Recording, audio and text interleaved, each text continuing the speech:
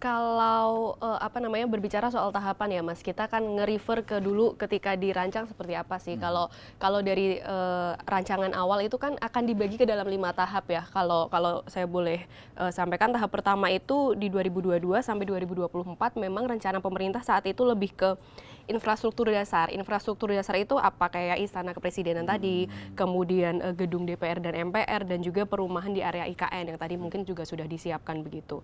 Kemudian tahun ini tuh masuk ke tahapan kedua sebenarnya, yang mana itu sudah mestinya pembangunan kayak pusat-pusat inovasi ekonomi, kemudian penyelesaian pemindahan pemerintahan dan sebagainya.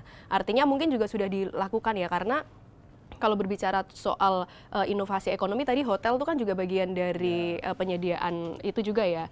Tapi memang tadi sarana-sarana pendukung yang lainnya juga memang belum terbentuk. Yang kalau kita tahu sekarang kan yang sudah mulai ditempati itu adalah rumah dinasnya Kepala Otorita ya, Pak Basuki. Itu sudah mulai sekitar 1-2 minggu yang lalu kalau tidak salah sudah di.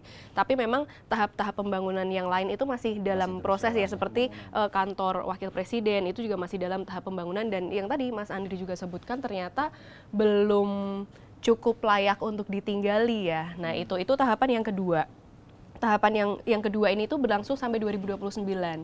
Artinya kan sampai nanti pemerintahan Presiden Prabowo Gibran ini ya, itu mestinya sudah akan dilaksanakan, dan itu berlanjut ke tahapan yang ketiga 2030 sampai 2034, 5 tahunan karena dia baginya itu tadi sektor-sektor ekonomi prioritas, kemudian penerapan sistem insentif dan lain-lainnya.